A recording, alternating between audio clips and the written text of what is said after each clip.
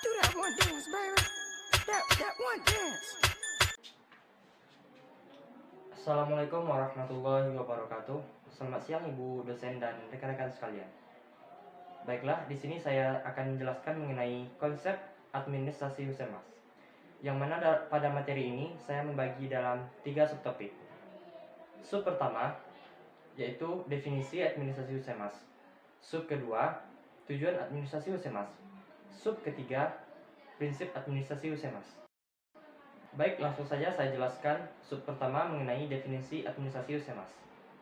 Secara umum, administrasi Husemas adalah suatu proses komunikasi antara sekolah dan masyarakat guna peningkatan pengertian masyarakat terkait kebutuhan dalam pendidikan, serta mendorong minat dan kerjasama masyarakat dalam peningkatan dan pengembangan pendidikan sekolah.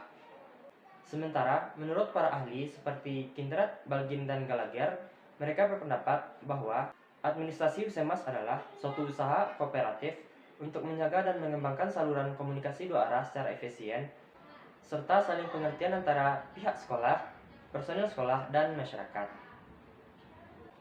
Dari dua definisi tersebut, kita dapat mengambil 3 poin penting dari definisi administrasi Husemas.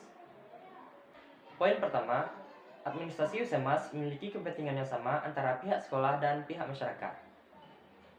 Poin kedua, administrasi Husemas memenuhi harapan dari masyarakat.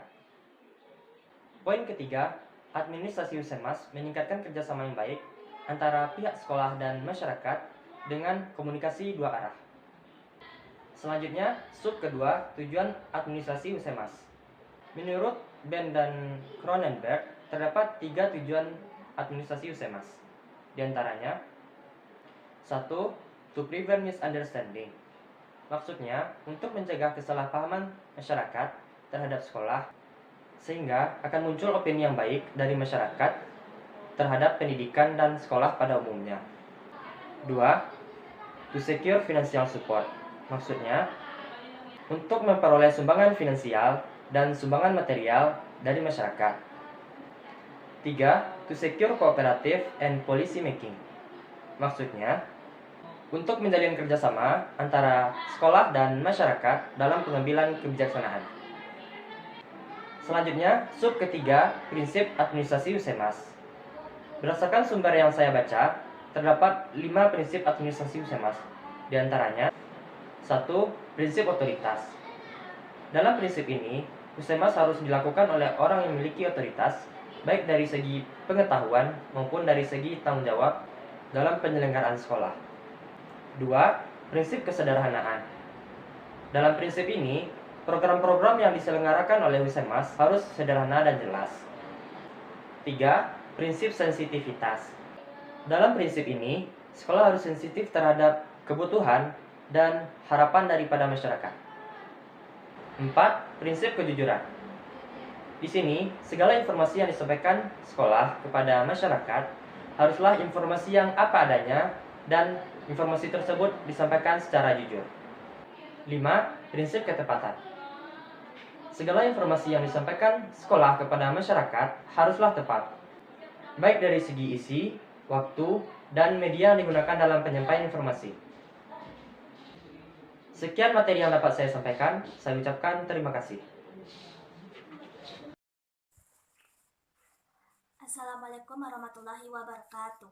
Baiklah, selanjutnya saya akan membahas materi tentang personalia pengelola Husemas dan teknik administrasi hubungan sekolah dan masyarakat, yang mana di sini saya membahas teknik tertulis dan teknik peragaan. Baiklah, langsung saja ke materi yang pertama, yaitu personalia pengelola Husemas. Dalam personalia pengelola Husemas, kita perlu tahu peran dari personil sekolah dalam administrasi hubungan sekolah dan masyarakat tersebut. Menurut Syahril, tugas dari masing-masing personil sekolah dalam hubungan sekolah dan masyarakat antara lain: pertama, kepala sekolah. Tugas dari seorang kepala sekolah dalam lingkungan hubungan sekolah dengan masyarakat antara lain: 1. Bertanggung jawab terhadap pembinaan dan program pengarahan pelaksanaan.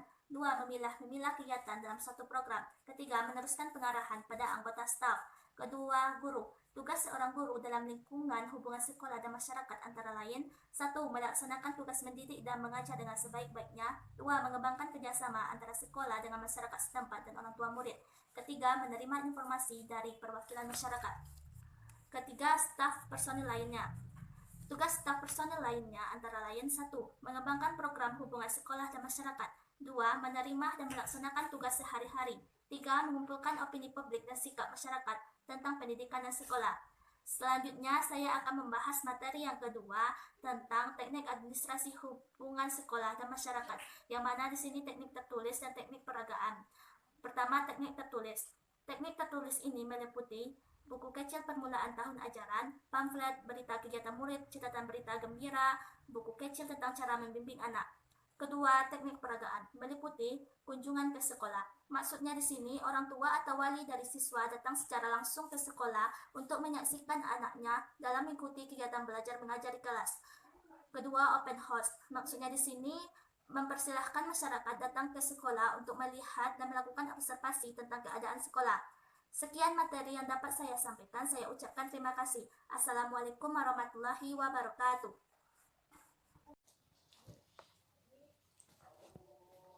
Yang ketiga, teknik lisan. Hubungan sekolah dengan masyarakat dapat juga dengan lisan, yaitu ada 3. Yang pertama, kunjungan rumah, panggilan orang tua, dan pertemuan. Yang pertama, kunjungan rumah. Melalui kunjungan rumah ini, guru akan mengetahui masalah anak di rumahnya. Apabila setiap anak diketahui problemnya secara totalitas, maka program pendidikan akan lebih mudah direncanakan untuk disesuaikan dengan minatnya. Yang kedua, panggilan orang tua. Selain mengadakan kunjungan ke rumah, pihak sekolah sesekali juga memanggil orang tua murid datang ke sekolah. Orang tua diberi penjelasan tentang perkembangan pendidikan dan perkembangan pendidikan anaknya. Yang ketiga, pertemuan. Dengan teknik ini, berarti sekolah mengundang masyarakat dalam acara pertemuan khusus untuk membicarakan masalah atau hambatan yang dihadapi sekolah. Keempat, teknik elektronik. Seiring dengan perkembangan teknologi elektronik, sekolah dengan orang tua, murid, dan masyarakat, pihak sekolah dapat menggunakan sarana elektronik, misalkan dengan telepon, televisi, ataupun radio sebagai sarana promosi pendidikan. Materi yang keempat yaitu proses administrasi hubungan sekolah dan masyarakat atau HUSEMAS, yaitu ada 3 cara, yaitu penyusunan program, pelaksanaan, dan pengawasan. Yang pertama, penyusunan program. Penyusunan program HUSEMAS harus memperhatikan dana yang tersedia, ciri masyarakat, daerah jangkauan, sarana atau media, dan teknik yang akan dilaksanakan dalam mengadakan hubungan dengan masyarakat. Jika perencanaan tidak memperhatikan hal tersebut, dikhawatirkan kegiatan tersebut tidak akan tercapai sasaran yang diinginkan. Yang kedua, pelaksanaan. Dalam pelaksanaan HUSEMAS, perlu diperhatikan koordinasi antara berbagai bagian dan kegiatan, dan di dalam penggunaan waktu perlu adanya sinkronisasi. Yang ketiga, pengawasan. Pengawasan pada administrasi hubungan sekolah dan masyarakat dapat berupa evaluasi.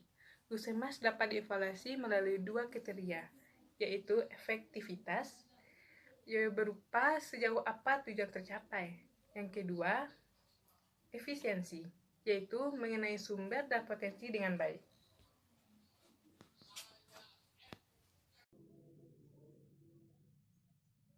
Assalamualaikum warahmatullahi wabarakatuh.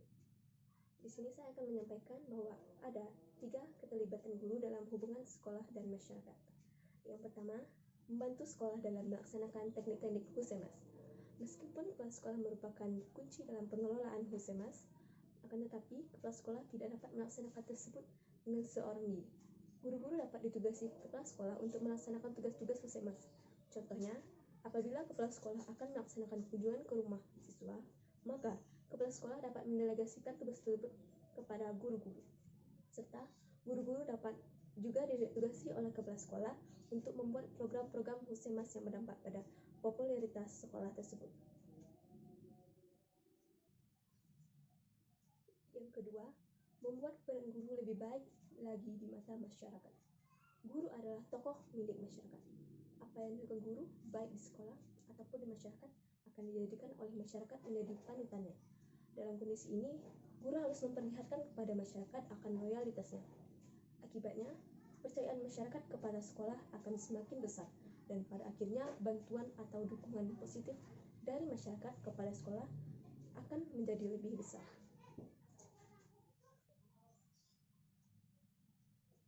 ketiga, dalam melakukan semua itu, guru harus sesuai dengan kode etik. Kode etik guru merupakan aturan atau rambu-rambu yang perlu diikuti dan tidak boleh dilanggar oleh guru. Kode etik ini yang mengatur guru menjadi manusia terpuji di mata masyarakat. Sekian hasil presentasi dari kelompok kami.